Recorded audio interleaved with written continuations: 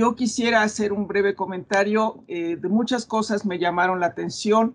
La presencia y la ausencia de monumentos a los indígenas. Lo que presentó Marcela de los indios verdes no es caso único. En México tenemos un monumento a Cuauhtémoc y esos no han sido tan vandalizados. Sin embargo, aquí, además de todos estos movimientos de reivindicación de los pueblos originarios, hemos tenido que en las manifestaciones femeninas de las feministas se insertan grupos de anarquistas que están buscando vandalizar cuanto monumento se les ponga enfrente.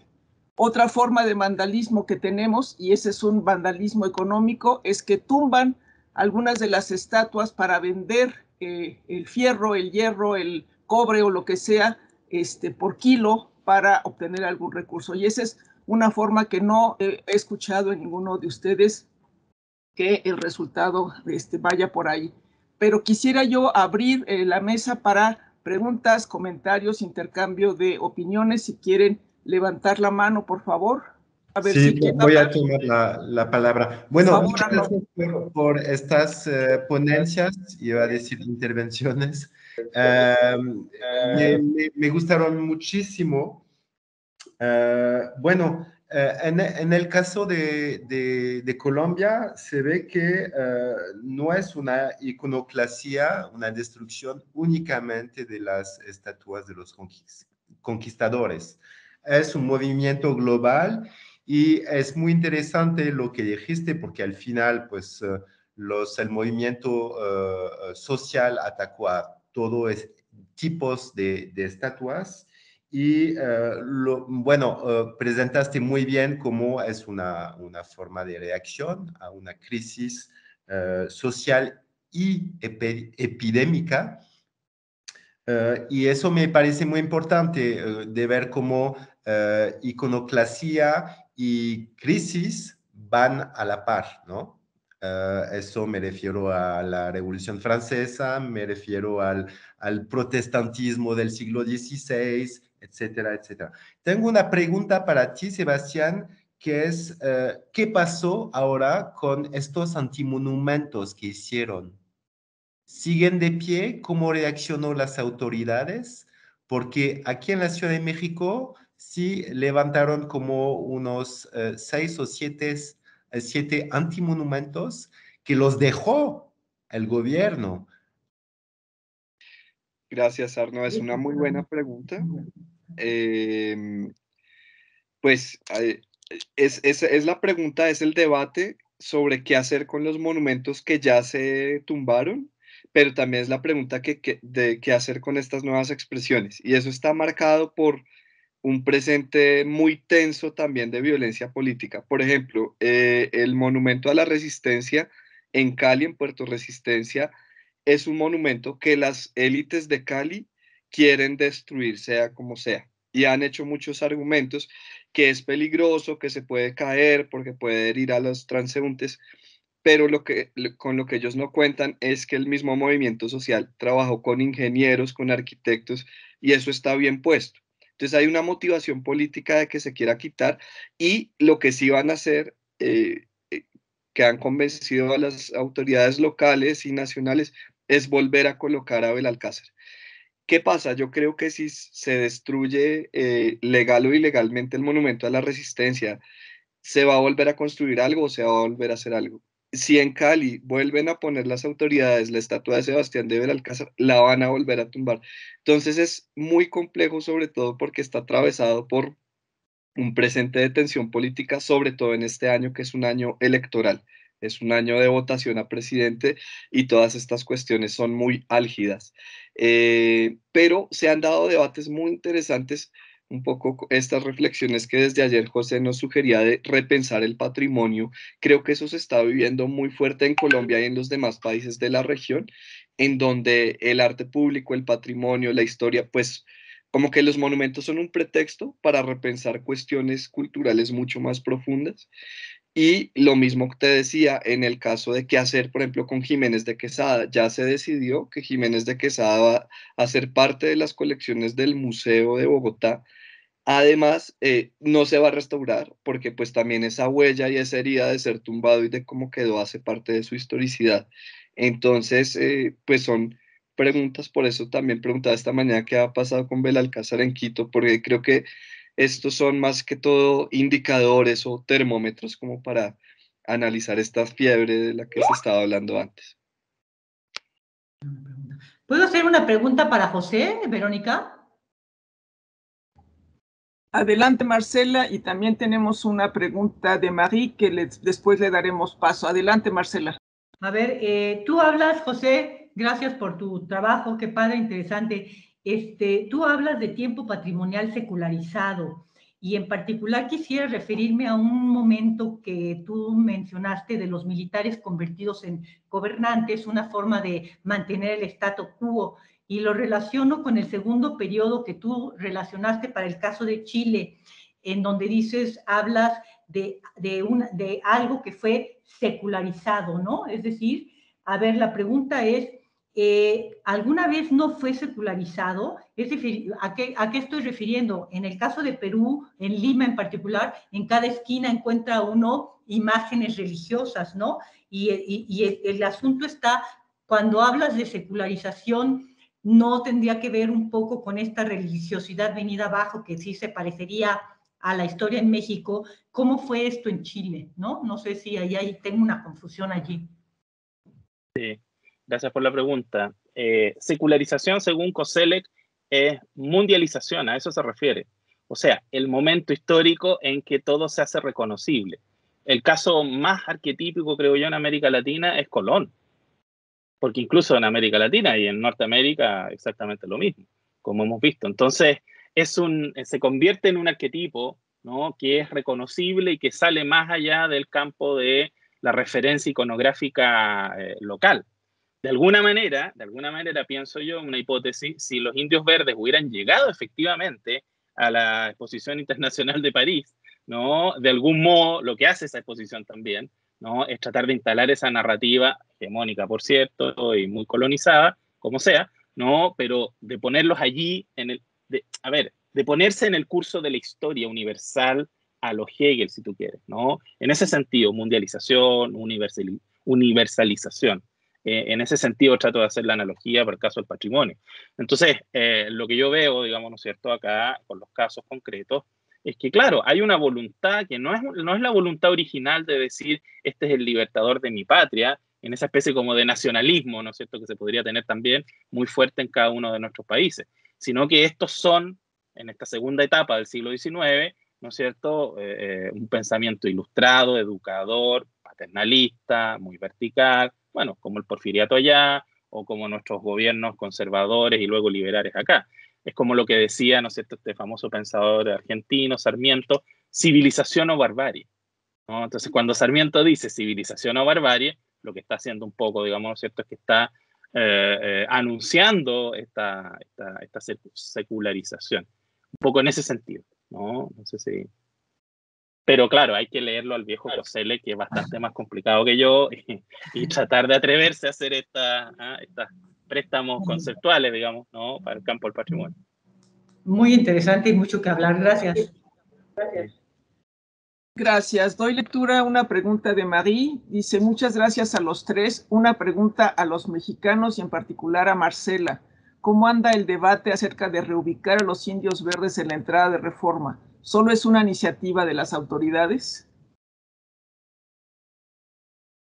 Gracias. Bueno, esta pregunta refiere solamente o tiene cabida solamente si la pensamos para el último tercio del siglo XIX y la primera década del XX, porque como ya no me dio tiempo de terminar, hoy día los indios verdes están ubicados en algo que se llama el Parque del Mestizaje, inaugurado por los reyes de España y por el presidente mexicano, y de alguna manera arropados, one more time, una vez más, dentro de un statu quo que tiene que ver con los gobernantes y un diálogo con los indígenas, en donde pareciese que la historia de estos indios verdes que sobrevivieron a la destrucción que clamaban otros grupos, ¿no?, les molestaba la presencia de los indígenas porque no estaban a su altura. Es decir, en esta polémica permanente en México de indígenas analfabetos a los que tenemos que reinstruir, los indios verdes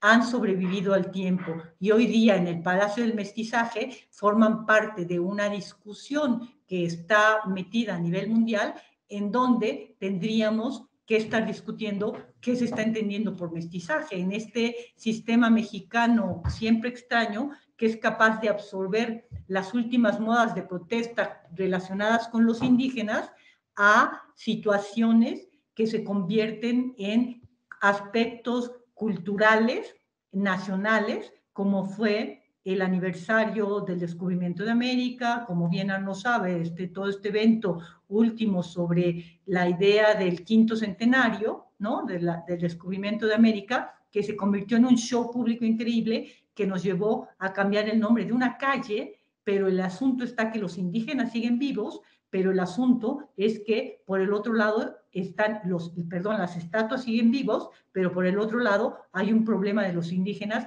permanentemente reprimidos, sacados de sus comunidades, etcétera, ¿no? Esta cosa que es muy compleja que no tendríamos chance de revivir ahorita, ¿no?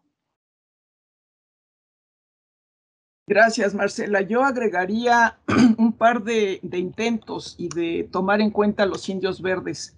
Arnaud habló de antimonumentos. En la Ciudad de México se han colocado, como él bien dice, por un colectivo bastante bien organizado, distintos antimonumentos. Recordemos que la situación de los antimonumentos es que están colocados ahí y serán eliminados en el momento en que se resuelva el problema que están denunciando. Entonces, en la Ciudad de México tenemos un antimonumento por los desaparecidos de Ayotzinapa, por las mujeres, por los migrantes, etcétera, etcétera. Bueno, en algún momento hubo un grupo que se vistió, 2 hombres se vistieron de verdes y se pusieron junto al antimonumento de los 43 para hacer pública una protesta. Después hubo otra propuesta de colocar a los indios verdes a la entrada del Museo de Antropología, es decir, ubicándolos como un objeto del pasado del indio muerto, del que es susceptible de ser historizado y estudiado desde el punto de vista antropológico. Y cuando derrumbaron a Colón, no faltó quien propuso también que se colocaran ahí a los indios verdes, o sea que siguen estando en el debate. Pero ese es un tema también muy largo y veo otra mano levantada. Por favor, tu pregunta. Muchas gracias por las ponencias. Una pregunta en portugués ou en français, je vais la traduire, je vais l'écrire. Tu veux que j'écrive? Bon, voilà. Une question à tous qui travaillaient sur le domaine hispanique, parce que la situation est assez différente dans le cas du Brésil, hein, sur les monuments qui sont visés, parce que les monuments ont une autre histoire. Mais ma question est plus, enfin c'est de l'ignorance de ma part, est-ce que les monuments aux libertadores sont touchés par des formes de protestation? Parce qu'après tout, les indépendances ont perpétué le système d'oppression coloniale dans une certaine manière. Ou est-ce qu'elles sont épargnées, oubliées enfin, dans ces protestations sociales, indigènes? Si quieren, yo comienzo muy rápidamente. Gracias por la pregunta. Sí, yo creo que la crítica al colonialismo, a la esclavitud, a todas estas cuestiones que vemos en los diferentes países, particularmente en América Latina, en países como Colombia, sí cuestionan también no solo la conquista o el pasado colonial, sino muy fuertemente también la emergencia del Estado-Nación moderno como un proyecto político que de alguna u otra forma profundizó algunas situaciones de violencia y desigualdad que venían de antes. Y en ese sentido, próceres, héroes de la independencia también han sido cuestionados y en su forma monumental de alguna u otra forma intervenidos. Entonces, al menos en Colombia sí, y creo que en otros países de América Latina también. José, Marcela, ¿algo que comentar? Sí, tal vez hacer la distinción de distintos tipos de iconoclasia. Yo creo que hay una iconoclasia que ataca al signo y hay otra que ataca al símbolo, por hacer una diferencia semiótica básica, ¿no? Entonces, claro, los que atacan al símbolo son aquellos que tienen mucha información. O sea, que conocen, saben la narrativa, de qué se trata ese personaje, por qué, tienen un cierto discurso desarrollado, creo yo, o más desarrollado, que los que atacan al signo, que atacan al poder, atacan a un hombre, ¿no? Género masculino, con uniforme, con charreteras, con botones brillantes, ¿no? Etcétera, y es un militar. Y eso, en la memoria de la movilización popular chilena, es el militar de la dictadura de hace 30 años atrás, es de Pinochet. ¿Te fijas? ¿No? Entonces, hay que atacar al militar porque es militar, y ya está, ¿no? Es el poder. Esa es una manera, y lo otro ya es más complejo. Yo creo que lo que hicieron, ¿no es cierto?, lo que bien desarrolló Sebastián en su exposición, ¿no? Lo que hicieron los indígenas Misak fue lo puse ahí en el chat, fue un monumento performativo. Hicieron una ceremonia, hicieron un rito, hicieron una cosa muy compleja desde el punto de vista ya no solo intelectual, sino que sensible, afectivo, etcétera, ¿no? De su imaginario. ¿Ah? Entonces ahí yo creo que hay diferencia. Más una cosa muy breve sobre esto.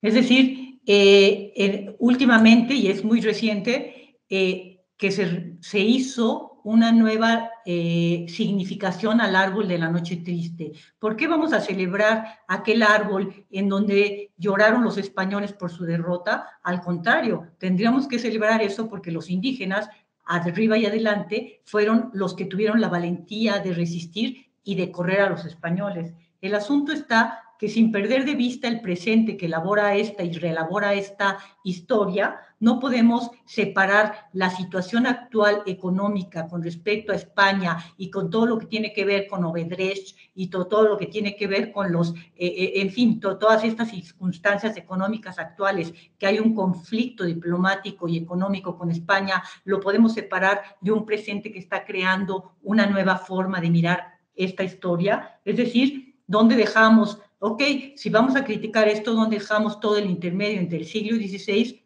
los colonialismos, la invasión de Estados Unidos a México, las diferentes violencias canadienses recientes sobre las minerías, etcétera, etcétera, etcétera? ¿Por qué en este presente se critica este colonialismo y esta manera de invasión del siglo XVI y dejamos de lado todo lo que está en medio? Es decir, hay un presente que habla desde un punto de vista y deja otros aspectos que serían tan importantes de resaltar dentro de esta desmonumentalización de las cosas, ¿no? Gracias. Una última pregunta de Marie. ¿No creen que la iconoclasia deja de lado los monumentos a los mártires de la patria como Prat o Cuauhtémoc? ¿Quién quiere contestar? Mi lectura es que sí, en buena medida. Pero por este extraño fenómeno como de psicología social, que no sé si es particular en Chile, ¿no? De que no solamente no se toca al que es mártir, menos tocas al mártir que fue derrotado, digamos, ¿no? O sea, porque celebramos la derrota. Entonces ahí hay una cosa muy extraña, ¿no? Que da para largo, como de sociología, no sé. Y en este caso es bastante claro porque no solamente acá en Valparaíso, en donde está fuertemente protegido el monumento, como veíamos en las imágenes, sino que en muchas otras ciudades de Chile hay bustos de Prat más pequeñitos, por supuesto, no tan monumentales, y no fueron mayormente afectados en todos los reportes que hizo el Consejo de Monumentos Nacionales. No era mucho tema, digamos, ¿no? Bueno, estamos ya sobre el tiempo. Supongo que los organizadores van a dar algunas palabras de cierre y algunas indicaciones. Adelante, por favor. Oui, alors je vais prendre la parole au nom de Maya Colombón, qui est la directrice du CEMCA, puisque el Centro de Estudios Mexicanos y Centroamericanos iba a organizar por su parte aquí en la Ciudad de México el encuentro. Bon, à cause de la pandémie, on n'a pas pu, et puis le CEMCA est fermé sur décision de l'ambassade. Donc, je disais, au nom du CEMCA, je voulais remercier tout d'abord mes collègues coordinatrices et organisatrices à Nanterre, hein, Marie-Emmanuelle. Je voulais remercier également Elsa pour la retransmission. Hein, c'est des questions techniques qui sont souvent pesantes. Je voulais remercier enfin les financeurs, Université Paris Lumière, Mondes Américains et l'Institut des Amériques. Et remercier également ici Marcela León qui a organisé tant bien que mal l'encuentro. Nous avons tous, en tout cas avec Marie et Emmanuel, l'intention de publier ces ponencias. Alors, ces travaux, les vidéos seront d'abord diffusées sur YouTube d'ici quelques semaines.